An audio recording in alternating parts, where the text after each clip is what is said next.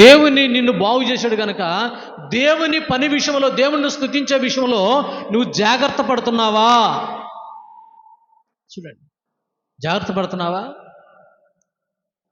జాగ్రత్త పడితే బుధవారం రాత్రి కూడా ఇంతమంది ఉంటారు. జాగ్రత్త లేదు. హల్లెలూయా. జాగ్రత్త లేదు కనుక కొన్నిసార్లు కొంతమందిని చూస్తే ఇక వాళ్ళ బతుకులు అంతేలే, ఇంకెందుకు వదిలిపెడదామని చెప్పేసి. దేవుని సంధికి ఆదివారం వస్తున్నావు కానీ దేవుని వాక్యాన్ని నువ్వు వింటలా. మనం దేవుని వాక్యాన్ని మనం విన్నామనుకో, దేవుని వాక్యాన్ని మనం అనుసరిస్తున్నాం అనుకో, దేవుని సన్నిధిలో మనం ఏం చేస్తాము? జాగ్రత్త పడతాం. హల్లెలూయా. జాగ్రత్త పడతాం మనం. దేవుని సన్నిధిలో, దేవుని పని విషయంలో, దేవుని స్తుతించే విషయంలో మనకేం రావాలి? జాగ్రత్త రావాలి. దేవుడిని మనం మహిమపరుచుకోవాలి. ఇప్పుడు మనం కొన్ని చోట్ల చూస్తే యేసన్న గారి మందిరాలు ఉన్నాయి. ఎక్కడ చూసినా అన్ని రేకుల చెట్లే, ఎక్కడ చూసినా అన్ని రేకుల చెట్లే. మనకి దేవుడు స్లాప్ ఇచ్చాడు. హల్లెలూయా.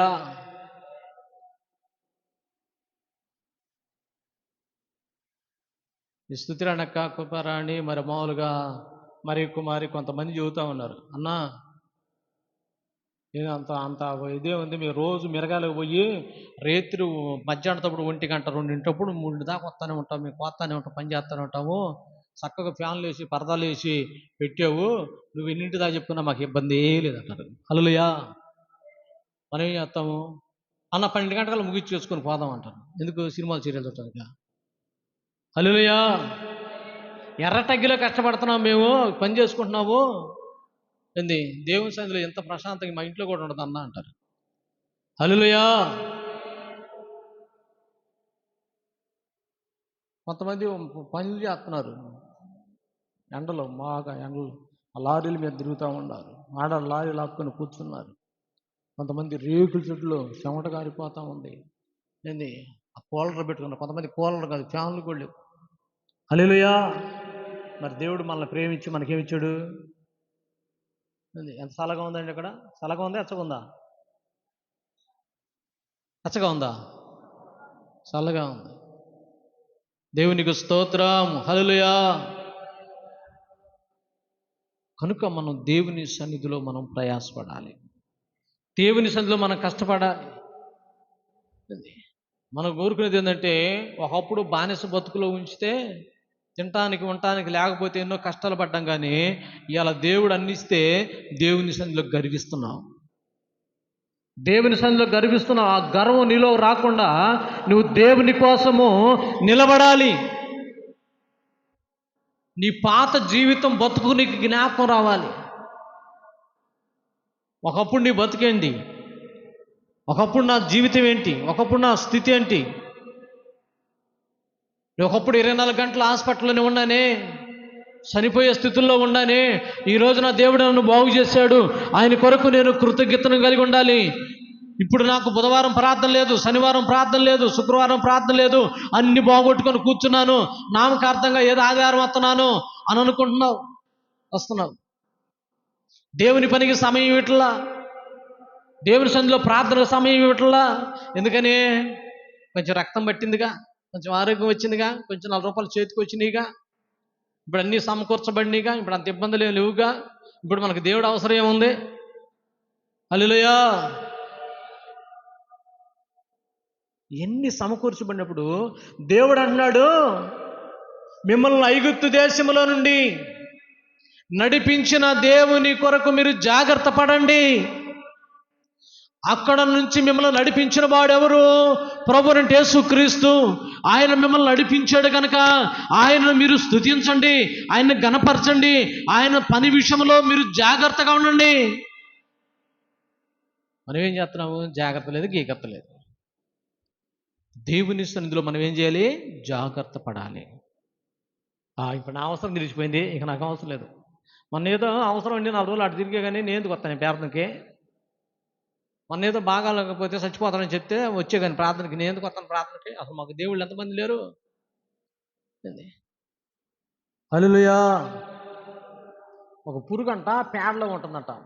పేడలో ఉంటుంటే ఆ కొంగ వచ్చి పిలిచిందంట. కొంగ వచ్చిందంట, నీ దుంపదాగా ఎంతకాలం ఆ పేడలో ఉంటావు, నీకు పరలోకం చూపిస్తాను రా అని చెప్పేశానంటే, ఆ కంపులో ఆ పేడలో ఎంతకాలం ఉంటావు అని చెప్పి తీసుకుని పోయితే శరీరం నుంచి వస్తానంటే, ఇప్పుడు ఈ కొంగంట ముక్కుకు తగిలించుకొని కాళ్ళకు తగిలించుకొని ఇక ఎత్తైన స్థానాన్ని తీసుకొని చూపిస్తుందంట. చూడు ఎట్లా ఉండయో, అడవులు ఎలా ఉండయో, జంతువులు ఎలా ఉండయో, ఇళ్ళు ఎలా ఉండయో చూడు, ఈ పరిసర ప్రాంతాలన్నీ చూడు, కొండలు చూడు ఎలా ఉండయో అని అన్నీ చూపిస్తూ ఉంటే చాలా బాగుండే ఏంది, చాలా బాగుండే, చలిబిలు బాగున్నాయి అని చెప్పంటుందంట.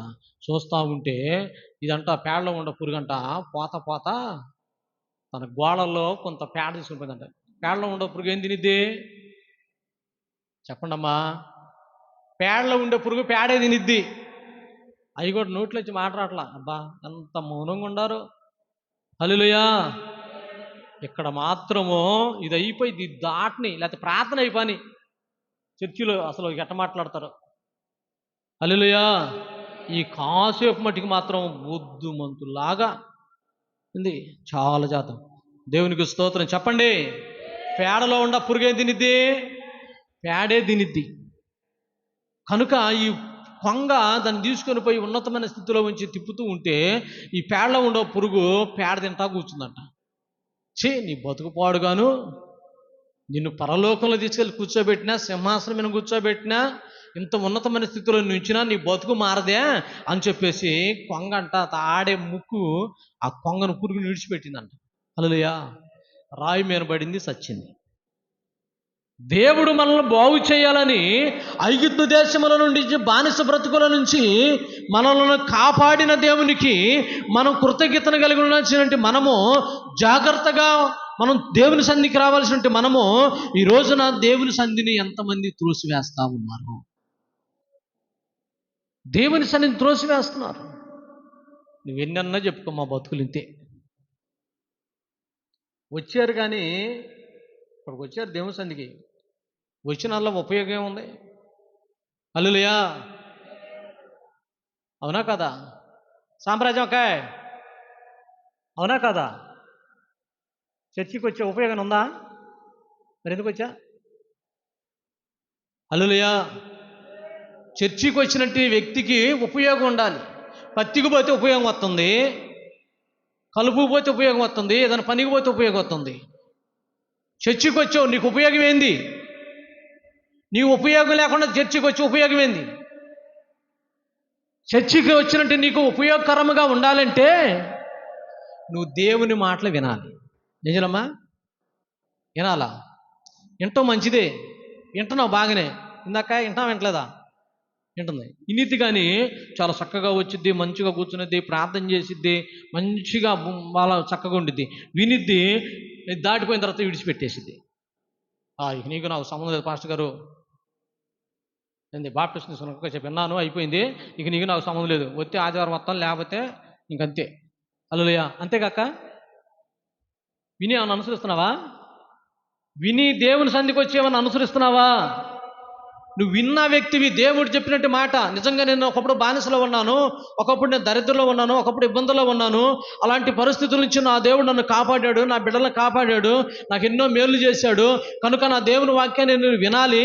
కనుక పాస్టర్ గారితో దేవుడు పాస్టర్ గారిలో ఉండి నాతో మాట్లాడాడు కనుక మరి వాక్యం చెప్పినట్లుగా నేను నడుచుకోవాలి అని చెప్పేసి వింటుందా? వినట్లా. మీరందరూ అంతే, వినట్లా. వింటే ఏమైంది? వింటే బుధవారం కూడా చర్చికి వస్తాం, వింటే ఆదివారం కూడా చర్చికి, శనివారం కూడా చర్చికి వస్తాం, ఉంటే చర్చిలో పరిచర్య చేస్తాం, ఇంటే పరిచర్య చేస్తాం. పని బాగొట్టుకొని పని కట్టుకొని నేను పరిచర్య చేయాలి, నేను మా సేవకుడికి నేను సాకారంగా ఉండాలని చేస్తాం. నువ్వు వినవు గనక నువ్వు ఆదివారం వెనక పరిమితం అవుతావు, ఒట్లు కొరకొట్టొచ్చేట వెళ్తావు. హల్లెలూయా. వింటే ఏది నీ ప్రార్థన? ఇంటికాడే ఉంటున్నావుగా, శుక్రవారం ఉపవాస ప్రార్థనకు వస్తున్నావా అంటే అక్కంటే పనికి పోయిద్దిలే, పనికి బానోళ్ళు ఉన్నారు కొంతమంది, ఇంటికాడే బ్యాచ్ ఉంటుంది. తింటము గర్వం వాళ్ళకి, అసలు మామూలు గర్వం కాదమ్మా. ఆ దేవుడు మరి ఎందుకో కానీ అసలు ఎంత గర్వం అంటే అంత గర్వం. సావుకులంటే లెక్క ఉండదు, యేసయ్య అంటే లెక్క ఉండదు. వాళ్ళకి ఎప్పుడు పొగడతలు కావాలి, పొగడతలు. మమ్మల్ని పొగడాలి. దేవుని పని చేద్దాం, తగ్గించుకుందాం. ఆయన పని చేస్తే నా పనులు ఆయన చేస్తాడు. రాబోయే దినాల్లో నా పిల్లలకు క్షేమాన్ని కలుగు చేస్తాడు. దేవుని సన్నిధికి వెళ్దాము. దేవుని దైవజనులు చెప్పాడు, బుధవారం రమ్మన్నాడు, శనివారం రమ్మన్నాడు. అక్కడికి వెళ్ళి కనీసం 8 గంటలకు వెళ్ళి 9 గంటల దాకా, లేకపోతే ఒక అరగంట పోయి ప్రార్థన చేసుకుందాం అని చెప్పేసి దేవుడు వాక్యాన్ని బట్టి దేవుని సన్నిధికి వచ్చి పాటలు పాడటము, ప్రార్థన చేయటము, ప్రార్థన చేయించుకోవటము, కుటుంబ సమస్యలు ఉంటే చెప్పుకోవటము, ఇవి ఉండవు. ఈ సమస్యలు ఉండవు. గర్విచ్చి దేవుని పని విషయమై జాగ్రత్త లేకుండా నీ ఇష్టానుసారమైన జీవితాన్ని జీవిస్తున్నావు. దేవుడు నిన్ను ఎలా బలపరుస్తాడు? దేవుడు నిన్ను ఎలా దీవిస్తాడు? దేవుడు నీ కొరతలు ఎలా తీరుస్తాడు? దేవుని సన్నిధిలో నువ్వు ఎలా అభివృద్ధి చెందుతావు? నువ్వు అభివృద్ధి చెందాలంటే నువ్వు దేవుని సన్నిధిలో ఏం చేయాలి? ప్రార్థన చెయ్యాలి. ఏం చేయాలమ్మా? ప్రార్థన చేయాలి. మరి ప్రార్థన చేస్తున్నావా?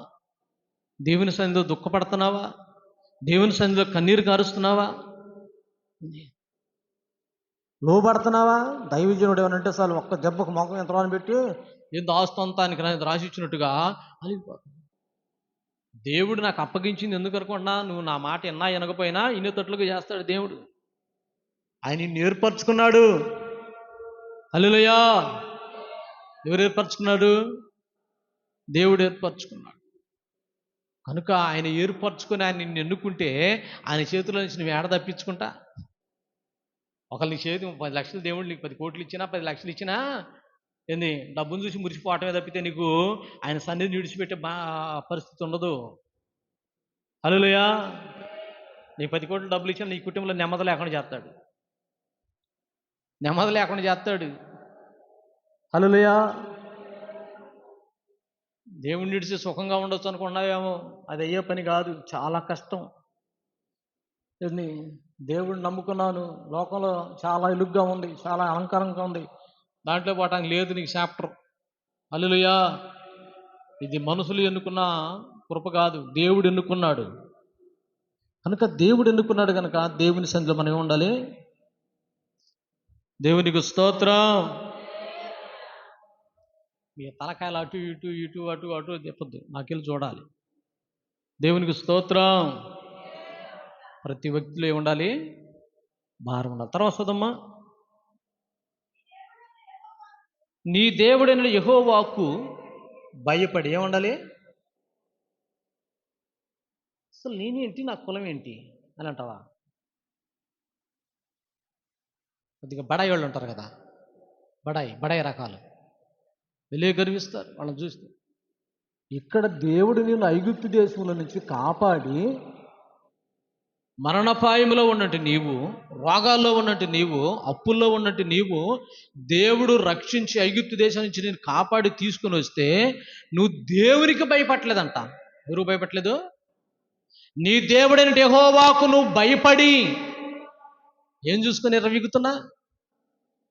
నువ్వు నీ బతుకు ఒక జిగటగా, ఒక ఒగిడాకి లాంటిదని నువ్వు మర్చిపోవద్దు.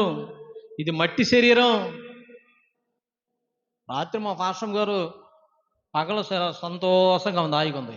రాత్రి 12 గంటలకు ఎడుతుంది. ఏది మా ఎడుతున్నట్టు, నాకు గుండెలో రప్పు వచ్చింది, నొప్పిగా ఉంది, వెనకాల 2 లెక్కలు ఉంది, నొప్పి వచ్చేసింది అన్నది. ఏంది, పగలంతా బాగానే ఉంది, మరిపాలెం పోయి వచ్చాం, ఎక్కడికి వచ్చాం, అన్నీ బాగానే ఉంటాయి. ఎంతసేపు ఏం పెట్టాడు? చిన్న నొప్పి ఇంతే. ఏంది, నిన్ను ఏడిపించాలంటే ఎంతసేపు పడింది? హల్లెలూయా. ఏడిపించాలంటే 5 నిమిషాలు పట్టదు. చిన్న నొప్పి. మన శరీరం ఏముందంతా ఏది ఓడాకు లాంటిది శరీరం. దీన్ని చూసి నువ్వేం చేస్తున్నావు? ఏంది, మురిసిపోతున్నావు. హల్లెలూయా. మురిసిపోబాకు. ఇది 3 నాళ్ళ ముచ్చట.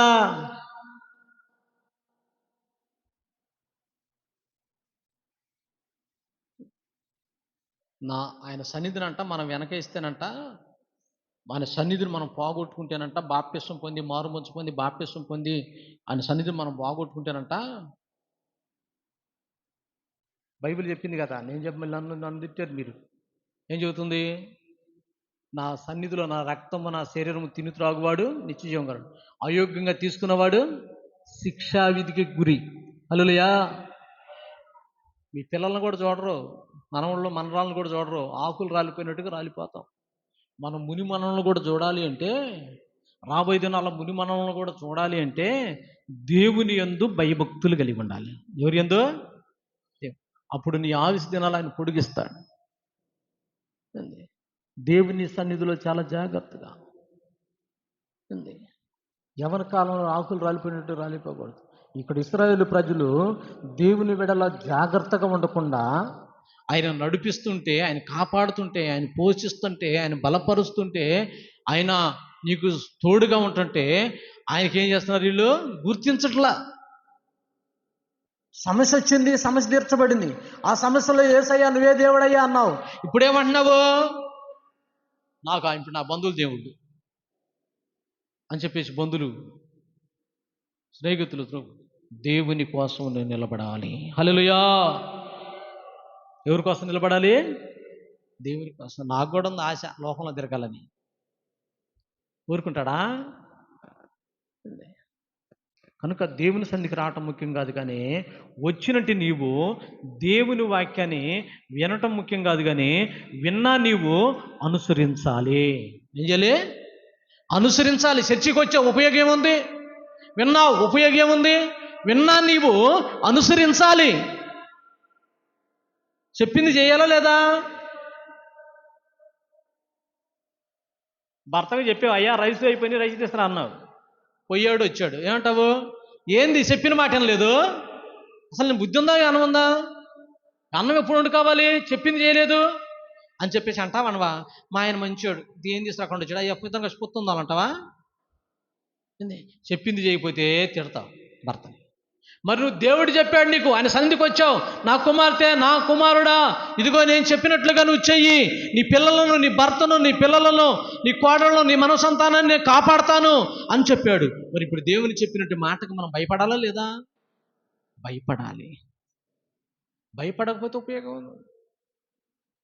భయపడాలి. మనం ఎవరు ఒక నిమిత్తులు మాత్రం కనుక భయపడాలి. ఆయన శక్తి కలిగిన వాడు, తల్లి గర్భంలో మనల్ని పిండంగా రూపించిన వాడు, మనల్ని బలపరుస్తున్నవాడు, మనల్ని నడిపిస్తున్నవాడు, మనల్ని పోషిస్తున్నవాడు, మనకు ఆరోగ్యం ఇస్తున్నవాడు, రాత్రులు వెన్నెల దెబ్బ తగలకుండా పగలు ఎండ దెబ్బ తగలకుండా మనల్ని కాపాడుతున్నవాడు, మనల్ని ఆదరిస్తున్నవాడు. ఆదరిస్తున్న దేవునికి మనం ఏం కలిగి ఉండాలి? కృతజ్ఞతను కలిగి ఉండాలి. అసలు దేవుని మాట అంటే లెక్క ఉండిద్దా? మాకు ఊరికన్నా ఇప్పుడు మా అమ్మాయికి ₹1,00,000 రోగం వచ్చినా కానీ పెట్టగలిగిన కెపాసిటీ నాకు ఉంది, చర్చికి రావాల్సిన అవసరం నాకు లేదు. అప్పుడంటే లేవు, కానీ ఇప్పుడు నాకు 1,00,000 ఉండే 2,00,000 పెడతా, ఎన్ని లక్షలైనా అప్పు తీసుకొచ్చి పెడతా. రోగం రావాలే కానీ నాకు లెక్క ఏముంది? ఇప్పుడు కొంతమంది పరిస్థితి డబ్బును చూసి. హల్లెలూయా. అయిపోయిన తర్వాత దాంట్లో చూడండి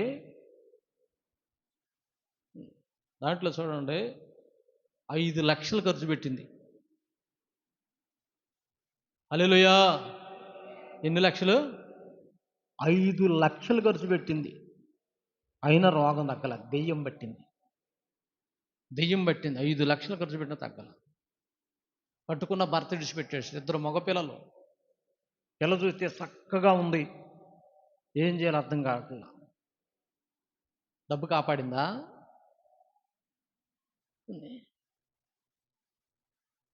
దేవునికి స్తోత్రం. తల్లిదండ్రులు కూడా విడిచిపెట్టేశారు. మా వల్ల కాదమ్మా, మా ఇంట్లో నా వల్ల కాదు నిన్ను భరించని. ఆ శక్తి వచ్చిందని చాలు, మీరు ఒక్కడ ఉండరు.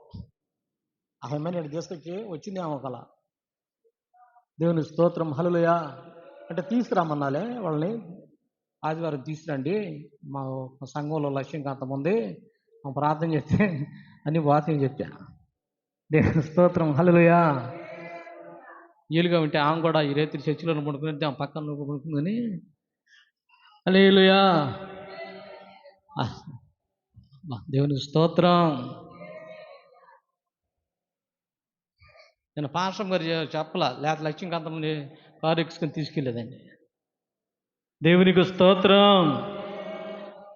అలాంటి భయంకరమైన చీకట బట్టి భయంకరమైన దురాత్మ ప్రభావం చేత కొట్టుమిట్టలాడుతున్నట్టు వ్యక్తి దేవుని సన్నిధిలో మరి ఆ వ్యక్తికి దేవుడు సహాయం చేయాలి.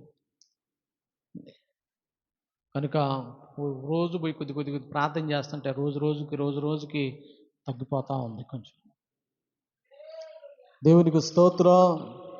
కనుక మనం ఒక నిమిత్తులము అన్న సంగతి మాత్రము మనం మర్చిపోకూడదు. ఎంత బంగారం రాని, ఎంత కోటేశ్వరులైన ఇంటికి రాని, వాళ్ళు నీ ఎద్దకు దోసుకోవడానికి వచ్చేవాళ్ళే కానీ నీ కోసం వచ్చేవాళ్ళు, నీ మేలు కోరి వచ్చేవాళ్ళు కాదు వాళ్ళు.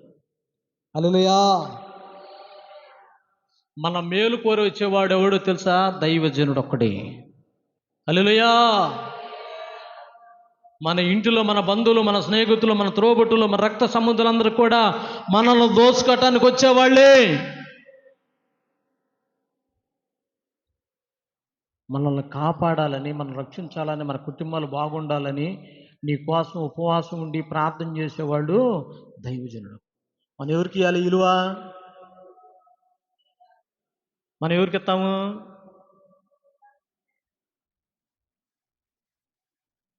హల్లెలూయా.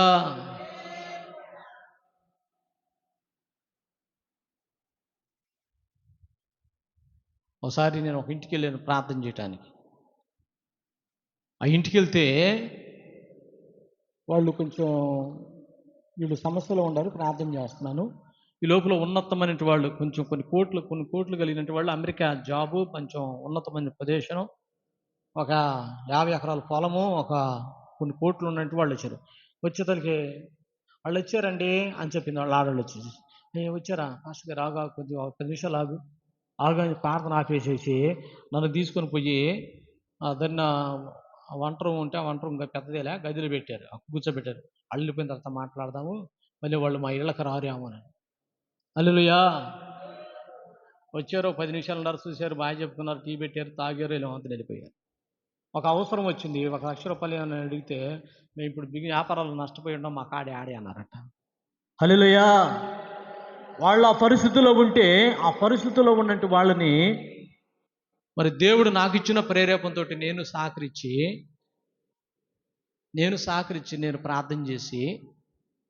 నేను ప్రార్థన చేసి ఆ అబ్బాయిని హైదరాబాదు పనికి పంపించాను. ఒక జాబ్ నిమిత్తం పంపిస్తే సక్సెస్ అయ్యాడు. అయ్యో, ఆ జాబ్ చేస్తూ ఉండగానే బెంగళూరు ఉద్యోగం వచ్చింది. బెంగళూరు ఉద్యోగం రాగానే అమెరికాకి ఉద్యోగం వచ్చేసింది. హల్లెలూయా. ఇప్పుడు అమెరికా వెళ్ళిపోయాడు. ఇప్పుడు అమెరికాలో చక్కగా జాబ్ చేస్తున్నాడు. వస్తాను, ఇప్పుడు 3 సంవత్సరాలు అబ్బాయి వెళ్ళి, రేపు మే నెలలో అయిపోయింది, చదువు అయిపోయింది, ఇంకొచ్చేస్తాడు. ఆ ఉద్యోగం చూసుకొని వచ్చేస్తాడు. కనుక ఇట్లాగా ఎవరు సహాయం కావాలి? దేవుడు సహాయం చేయాలి. అయ్యా నువ్వు అమెరికా పోయి నాకు ఒక 10 ఏళ్ళు అయ్యా అడిగానా? వాళ్ళు బాగుంటే చాలు. హల్లెలూయా. నాకు అంత అత్యాశ నాకు అవసరమో లేదు. మీరు బాగుంటే చాలు, మీరు సమృద్ధిగా, మీరు చెయ్యి చాపకుండా బతికే చాలు. హల్లెలూయా. నన్ను పిలిచినోడు ఉన్నాడే, ఆయన శక్తి కలిగిన వాడు. ఆయన నన్ను పోషిస్తాడు, నడిపిస్తాడు, నాకు ఏది కావాలో టయానికై ఆయన ఇస్తాడు, అన్ని సమకూరుస్తాడు. మనకు దేవుడు మేలు చేసి స్థితిలో ఉంచినందుకు ఆయనకి మనం ఏం కలిగి ఉండాలి? కృతజ్ఞతను కలిగి ఆయన సువార్తను ప్రకటించే వాళ్ళలాగా ఉండాలి. ఎలా ఉండాలమ్మా? హల్లెలూయా. మన దేవుని పని విషయంలో, దేవుని కార్యక్రమాల విషయాల్లో మరి ఆయన సువార్తను ప్రకటించాలి. మరి మీరు ఎంతమందిని తీసుకొస్తున్నారు సంవత్సరానికి వచ్చి? నేను సంవత్సరానికి వచ్చి ఇతను మార్చామన్న చేతులు ఎత్తండి. ఒక్కళ్ళన్నా చర్చికి తీసుకొస్తున్నాను నా దారాగా వాళ్ళు చేతులు ఎత్తండి. నువ్వు రావటమే అంత మాత్రం, ఇంకా నువ్వు తీసుకొచ్చేది ఏంటి? నువ్వు ప్రార్థన చేయు, నీ గురించి నువ్వు చేసుకోవు, నీ పిల్లల కోసం చేసుకోవు. నీకు ఎప్పుడు సీరియల్ పిచ్చి, సినిమాలు పిచ్చి, పనసల పిచ్చి.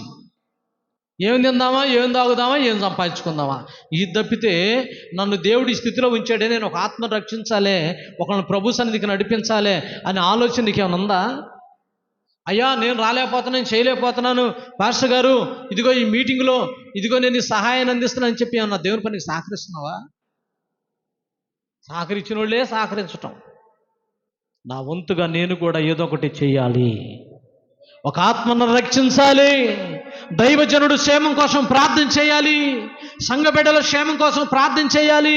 నేను ఇవ్వలేకపోయినా ఇచ్చేవాళ్ళ కోసం ప్రార్థన చేయాలి. దైవజనుడు ఆరోగ్యం కోసం ప్రార్థన చేయాలి.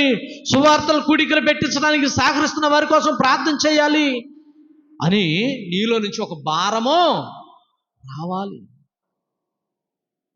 వచ్చాను ఆదివారం చర్చికి వచ్చాను, అయిపోయింది, ఇంటికి పోయాను, ఇక లేదు. నీలో ఆ బాధ ప్రేమ ఉంటే,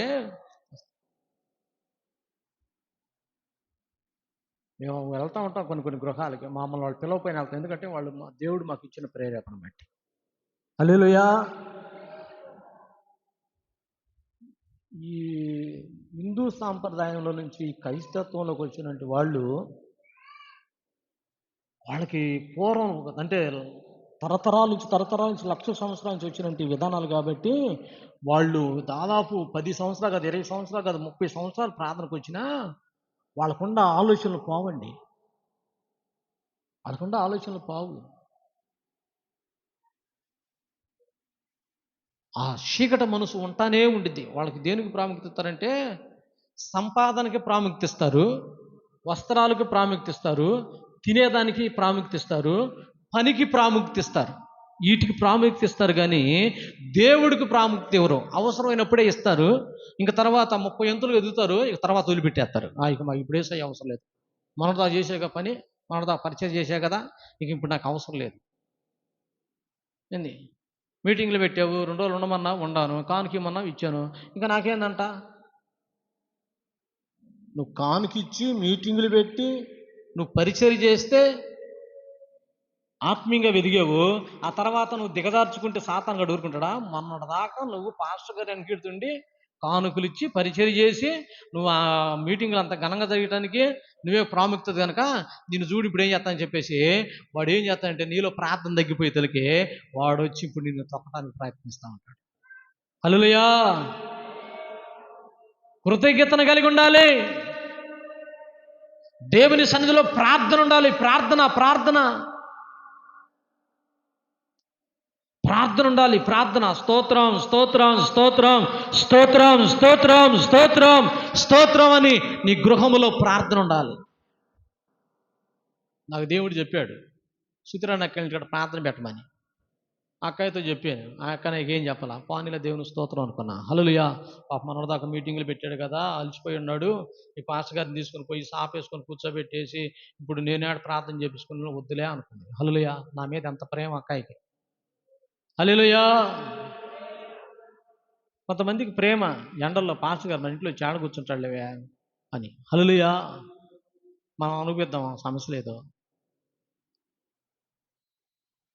లక్ష్మీకాంతమ్మ వచ్చి అంటుంది, అయ్యా నువ్వు రాయ్యా మా ఇంటికి ప్రార్థన చేయడానికి రాయ్యా, ఉలవలు తీసుకొస్తాను. ఉలవలేనా? ఉలవలా ఏంటి పలహారమాక? అదే దేవుని స్తోత్రం. ఒకసారి ఉలవలో ఎందుకు పెట్టింది, ఏంటి అయ్యి?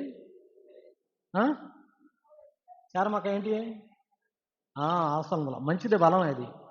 అలసందలు బాగుంటాయి. అలసందలు పెడితే ఒకసారి దేవుని స్తోత్రం. హల్లెలూయా. రోజు దీన్ని అందరికంటే ఎరాటిగా పెట్టాలని. దేవుని స్తోత్రం. హల్లెలూయా. దేవుని సన్నిధిలో మన ఇంట్లో ఏం చేయాలి? ప్రార్థన జరగాలి. ఏం జరగాలమ్మా?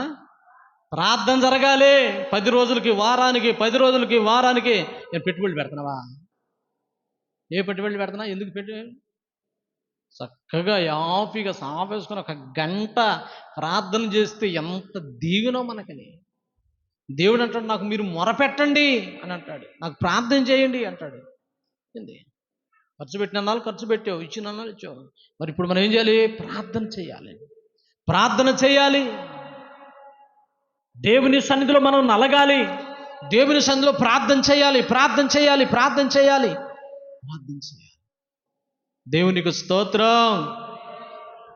ప్రార్థనలో మనం ఎంత నలుగుతామో అంత ఆశీర్వాదం.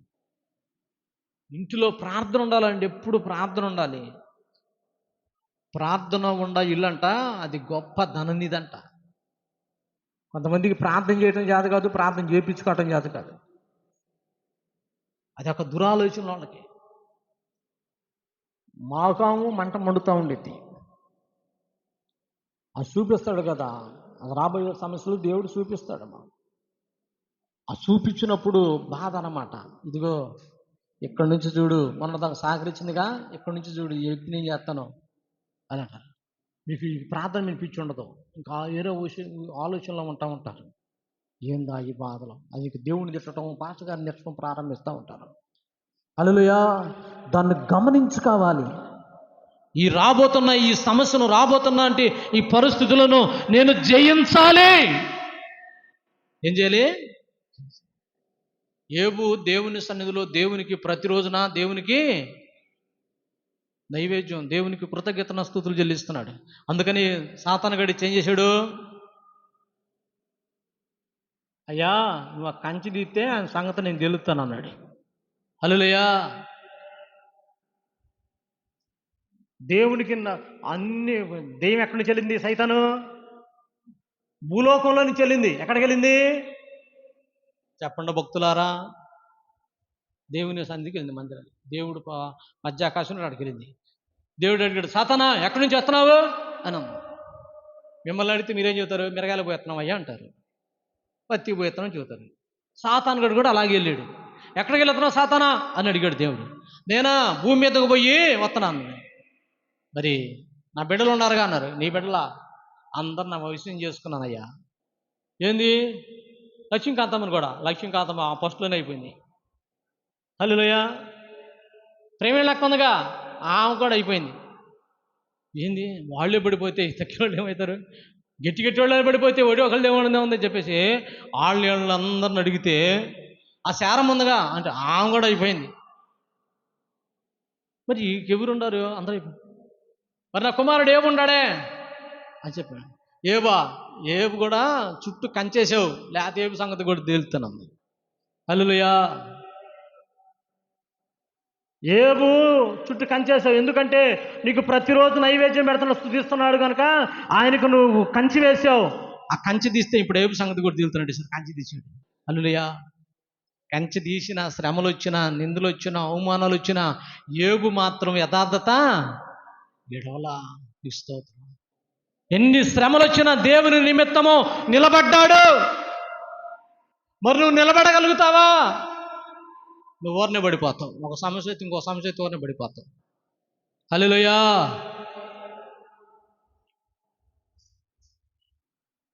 మొన్న మా సీతారామక్క పెళ్ళిక లేదా ఫంక్షన్కి వెళ్ళింది. ఏందక్క పెళ్లి చేసుకుంటుంటే కొడుకు పెళ్ళి ఉండమంటే ఉండకుండా ఫంక్షన్కి వెళ్ళేవేదంటే అంటుంది. ఇందక్క నాకు చెప్పిందంటాక, ఇందక్క నాకు చెప్పిందా? అసలు ఎప్పుడు చెప్పింది? రాకపోతే అన్నట్టుగా ఉంది కానీ. హల్లెలూయా. గట్టిగా చెప్పి మన వాళ్ళు ఎవరన్నా వచ్చారా లేదా, ప్రార్థన అయిపోతే అందరూ భోజనాలకు రాండి నేను చెప్పాను. చెప్పిందా? ఏం చెప్పలా. ఆ పనులు ఆంకే సరిపోయినాయి అని చెప్పేసి అన్నట్టు. దేవుని స్తోత్రం. హల్లెలూయా. మేమో ప్రార్థన చేసింది, వాళ్ళ దేవునికి స్తోత్రం. మొన్న ఇక్కడ పెళ్లి కూతురు వచ్చింది. పల్లెల్లో పెళ్ళి అయితే పెళ్లి కూతురు ఇక్కడికి వచ్చింది. ఇంటికి పోయి ప్రార్థన చేసాం. అంతకుముందు ఎప్పుడు పెళ్ళికి చెప్పాలా, మాకు పెళ్ళికి చెప్పలా, భోజనాలకు చెప్పలా. అంత అయిపోయిన తర్వాత 3 గంటలకి అయ్యో పాస్టర్ గారికి మర్చిపోయాను. ఏంది? హల్లెలూయా. ఏం మర్చిపోయారు? రోగాలు వచ్చినప్పుడు పాస్టర్ గారికి జ్ఞాపకం వస్తాడు, సమస్యలు ఉన్నప్పుడు జ్ఞాపకం వస్తాడు. ఊళ్ళో పిల్లరాంగలే చర్చి అందరూ అక్కడ తీసుకెళ్ళని చెప్పి బాగానే చదువుతున్నాం, అన్నీ బాగానే చేసుకుంటున్నావు. పాస్టర్ గారు తిన్నాడా లేదనేది మాత్రము జ్ఞాపకం లేదు. హల్లెలూయా. కొంతమంది అంతే, వాళ్ళ అవసరాలు తీరిందాక పాస్టర్ గారిని అవసరం తీరిందాడు చాలు ఆయన దేవుందులో కానీ మన పాస్టర్ గారు ఏమనుకోడు, ఫీలింగ్ అయ్యేవాడు కాదులే. హల్లెలూయా. ఒక ఇంటికి ప్రార్థన చేయడానికి వెళ్తే వాళ్ళు అంటున్నారు, ఆయన వస్తున్నాడు ప్రెసిడెంట్ గారు వస్తున్నాడు. పాస్టర్ గారు ప్రెసిడెంట్ గారు వచ్చి ఏందమ్మా రానియమ్మా. అయ్యింది ప్రెసిడెంట్ గారు వస్తున్నాడు, లెక్క పోయింది అని అంటున్నారు. ప్రెసిడెంట్ గారు గొప్ప, సేవకుడు గొప్ప? నీ గొప్ప. హల్లెలూయా. నీ గొప్ప. ఆ ప్రెసిడెంట్ కూడా వచ్చి కాళ్ళకడం ఆలోచింది. ఆ ప్రెసిడెంట్ కూడా దేవుని సన్నిధిలో వచ్చి వంగాల్సిందే. మన పుల్లారావు వచ్చి వంగాడు మా కాడ, ప్రార్థన చేయించుకున్నాం. ఆ వీడియో చూపిస్తాను చూడండి. ఏంది?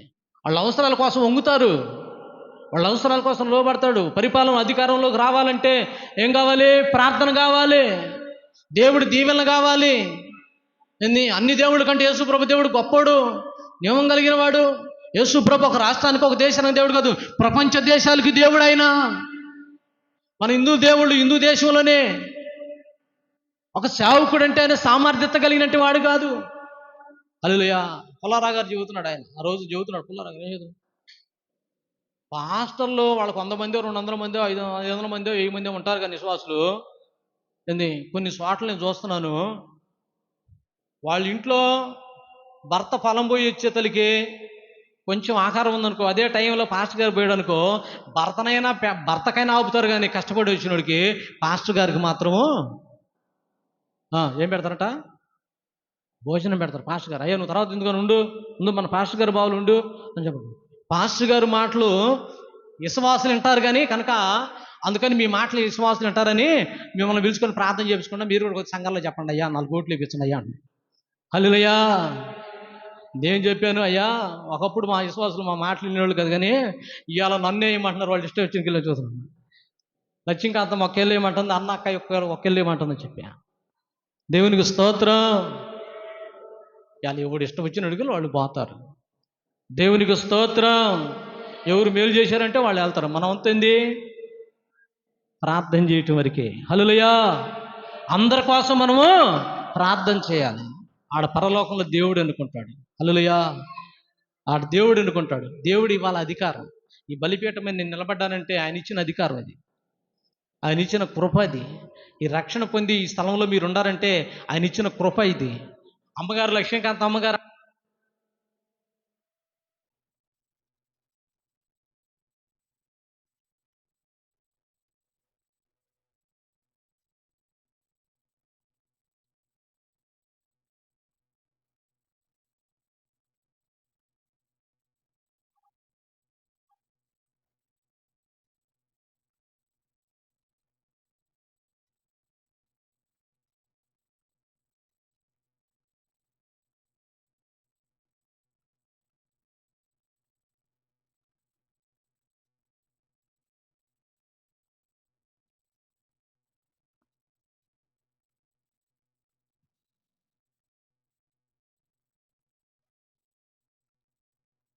ఆయనను స్తుతించాలి. ఈ రోజున మమ్మల్ని పిలిపించుకొని ప్రార్థన చేపించుకుంటున్నాడంటే ఎవరి నుంచి వచ్చింది అది? ఎంత వచ్చింది?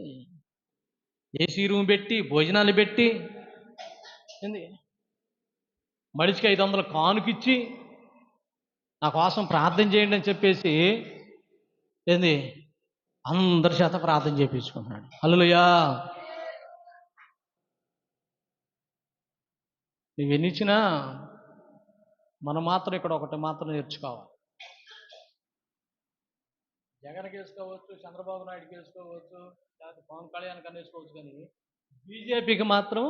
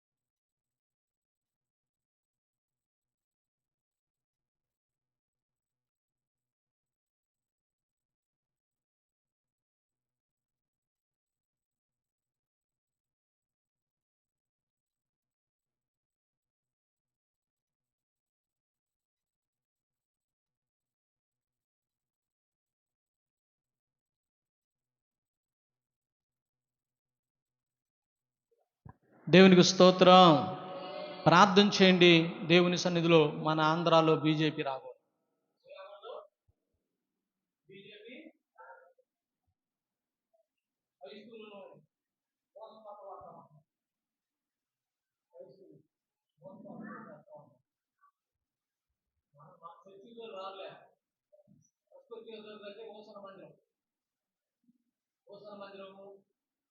మరి కాలేరు రాజు మందిరాలు ఇలాంటి పెద్ద దాటి మీద దాడి చేస్తున్నారు. పెద్దవాళ్ళని పడగొడితే చిన్నవాళ్ళకి భయం వచ్చేసి ముందు వాళ్ళని పడగొడతారు. హల్లెలూయా అని కూడిస్తారు అన్నమాట.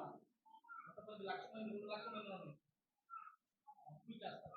ఎందుకంటే వాళ్ళు ప్రధానం వేరు అనమాట. వాళ్ళు దేవుడికి భయపడతారు. కనుక మనం చాలా జాగ్రత్తగా ఆలోచించేసి అలాంటి ప్రభుత్వం రాకుండా పోవును గాక. హల్లెలూయా. దేవుని సన్నిధిలో ప్రార్థన చేయండి. దేవుని వాక్యాన్ని గుర్తెరగండి. దేవునికి మనము దేవుడు రాజ్య సువార్తను మనము ప్రకటించాలా లేదా? హల్లెలూయా. ఉంది అలా పిచ్చిలో ఉండబాకండి. ఉంది దేవుడు మనకు సహాయం చేయాలి. దేవుడు మనం నడిపించాలి. అప్పుడు మనం చేసిగా వాక్యం చెప్తుంది. మనం ఎవరేం కూడా అనకూడదు. అరే దేవుడు వాడు పూజ చేసుకున్నాడు కాబట్టి ఒకళ్ళు అనుకోవడం అని చెప్పుకోవాలి. లేకపోతే ఏమైతే బీజేపీ వస్తే నువ్వు కొలుపుతారనమాట. వాళ్ళు వచ్చి మన మీద దాడి చేస్తారు. దేవునికి స్తోత్రం. కనుక మనం చాలా జాగ్రత్తగా దేవుని సన్నిధిలో ప్రార్థన చేయండి. ప్రభు మనలందరిని ప్రభు దీవించునుగాక, ఆశీర్వదించునుగాక. రాబోయే దినాల్లో మీ కుటుంబాలను దేవుడు ఆధ్యాత్మికంగా బలపరుచునుగాక. ఈ దేవుని కృపా మినిస్ట్రీస్లో ఆధ్యాత్మంగా వెదుగునుగాక. ఈ ఎండల్లో పనులకు వెళ్తున్న బిడ్డలను దేవుడు కాపాడునుగాక. మరి పాలనలో జరుగుతున్న సువార్త సభలను దేవుడు ఆశీర్వాదకరముగా మార్చునుగాక. హల్లెలూయా. అందరూ మోకరించండి, ప్రార్థన చేసుకోండి.